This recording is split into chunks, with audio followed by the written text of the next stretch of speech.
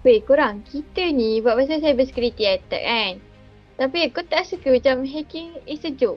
Aku tak pernah kena hack lah buat sini. Tapi tak tahu kalau diorang kena kan. Tapi aku rasa macam ada ke orang nak main hack-hack ni? Dia tak kerja kan? Gila kau jangan. Kenapa? Macam tu lah. Kena kat kau nanti baru kau tahu. Ada ke orang nak hack aku? Ada ke? Kenapa aku tak kawan weh? Weh, tak kawan dulu? Weh, dulu kau buat apa weh? Kau cakap aku? Aku tak buat apa. Kau ke weh? Kau ke? Weh, hari tak lawan tau. Bukan aku lah. Aku tangan dulu bang. Kau. Kau buat ke ni? Oh, tak ada. For real, hacking is not a joke. That's why I, Nurul Aqilah Binti Zuhairi, with my team members, Aida. Hi. Afiqah. Hi. Ain. Hi. Hari. Hai. And Zuhairi Hello. will present about cybersecurity and encryption. Are you cyber secure? So, what are we going to present? We will present about details about cybersecurity and encryption, current state of science and technology, examples of how cybersecurity and encryption play a role in sustainable development, challenges and recommendation on how Malaysia should move forward. So, the first one, you must be wonder, what is cybersecurity and what is encryption? So, cybersecurity is the practice of defending computer servers, mobile devices, electronic system, networks and data from malicious attacks, while encryption is the act or process of encrypting something, a conversion of something such as data into code or cipher. Cybersecurity is an entire entity, making cryptography one of its subsets, while encryption is a tool used to enhance cybersecurity. Next, I will explain further about cybersecurity attacks. Okay, I will give two examples of cybersecurity, which is the first one is distributed denial of service attack, which deplete the resources and bandwidth of particular network or server. And the second one is the most famous one, phishing. A hacker will send an email that appears to be legitimate, but that actually contains requests to divulge some insensitive information. And why cybersecurity is important? Cybersecurity is important because it can help us in protecting personal information, preventing adware, computer virus, denying spyware, and minimizing computer freezing and crashing. The next part, I will pass the floor to Afiqah to explain further about current state of science and technology. Thank you. So I will start with the current state of science and technology in Malaysia. So in November 2020, a shortage of cybersecurity professionals is recorded. However, Malaysia is aiming to produce 20,000 cybersecurity experts by 2025. And in March 2021, a cyber attack on Malaysia Airlines occurred, which causes Malaysia Airlines to suffer a data security incident. The graph on the next slide shows the incident regarding cybersecurity in Malaysia 2022. Next, we move on to the government, or to be more specified, Ministry of Communication and Multimedia. So based on the Malaysia Cybersecurity Strategy 2000 to 2024, the ministry wants to improve the organization, management and business operation among government, critical national information infrastructure or CNII and business entities. They also want to enhancing the national cybersecurity governance and ecosystem. And lastly, strengthening cybersecurity incident management and active cyber defense. They also launched a program called Cyber Casa. So it is initiative to develop, empower, sustain and strengthen cybersecurity infrastructure and ecosystem in Malaysia. It is developed based on holistic cybersecurity approaches that cover three main components, which is people, process and technology. Now we will talk about an agency which is Malaysia Communication and Multimedia Commission or MCMC. So Dr. Fadlullah Raimi Abdul Malik once quoted, consumer protection and cybersecurity are among the aspects that are being improved in MCMC Act 1998. An early leakage in 2021 occurred, which causes the Communication and Multimedia Ministry, Tan Sri Anwar Musa, to demand a revisit and review on the MCMC Act. So MCMC use a software which is called CASBY, where data encryption is built in. So CASBY offer IP solution and hosting service and also online security for Malaysia. Now I will give the floor to Aida. Thank you, Afiqah. Next, cybersecurity in university. Each university in Malaysia has been advised to come up with their own strategic plan in cybersecurity. Moving on.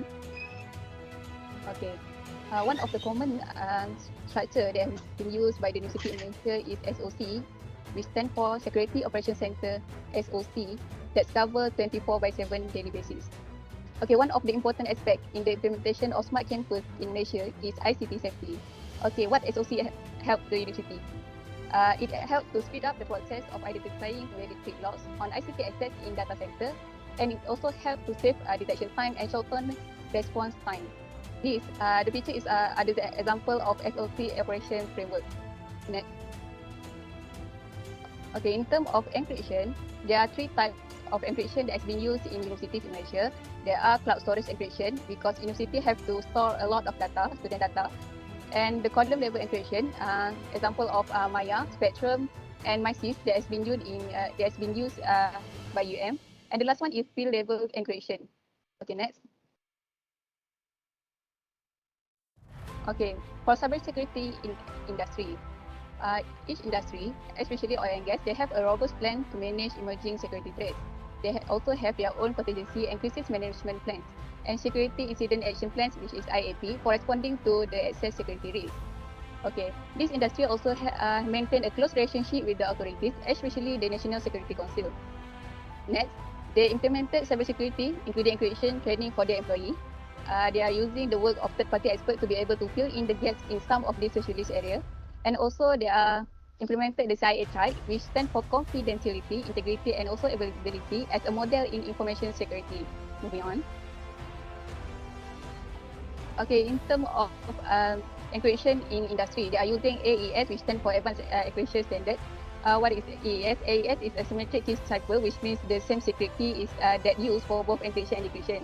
Okay, the advantage of AES is because it has a greater speed, and it is secure because the 235 seats and 6 make it provides the strongest level of encryption, with the hacker will need to try 2 to the power of 256 different combinations to ensure the right one is included.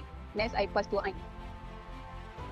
Thank you, Ada. Okay, I will be presenting about example of how the cybersecurity and encryption played a role in cybersecurity development. There are 2 examples. First, encryption protection, secure sockets layer (SSL). What is secure sockets layer? Secure sockets layer (SSL) is a form of encrypted data that is sent to and from a website. This keeps attacker from accessing that data while it's in transit. How to ensure that the site using SSL? Look for the padlock icon in the URL bar and the S in the HTTPS. This sign means you are conducting secure encrypted transaction online, where we should using SSL while accessing sites. When store or send sensitive data online and carry out tasks such as filling your tax, making purchases, renewing your driver's license, or conducting any other personal business. Second, cash withdrawal from ATMs. What methods that use? Bank use hardware security module (HSM) encryption method in order to protect your PIN and other banking information while the transaction is in the network. The function is to encrypt the 4 to 6 digit PIN of every person that uses the ATM. Then the PIN is decrypted at the HSM site in order to execute and validate the transaction of money forward. This encryption method ensures that hackers won't be able to get their hands on your PIN in case they intercept the network data in transit. I will pass to Zuhairi. Okay, thank you, Ain. So let's continue with the challenges in developing and implementing the cybersecurity and encryption in Malaysia. The risk of cyber threat is always persistent, and there will chance of cyber attack at any time. So it is everyone's responsibility to enhance Malaysia overall cyber readiness, capacity, and capabilities. Okay, next. So the first challenge of the cybersecurity is attack against information system. We know that the attack of against information system where the threat are therefore numerous. So what the target of attack? The attack can target the hardware, network, system, or other application. So, for example, like malicious action of a malware or even the user. So what is the class of attacker? So we can divide into the 3 classes, which are observation attack, perturbation attack, and the last one is a new field known as hardware target software attack. So for the example, the latest one is the COVID log ransomware, which we found in 2020. So last but not least, what is the challenges to cybersecurity? This new type of attack is actually dangerous as it makes hardware attack possible at a distance as opposed to classical side channel attack. This task requires expertise at the hardware, firmware, and operation system levels. Next.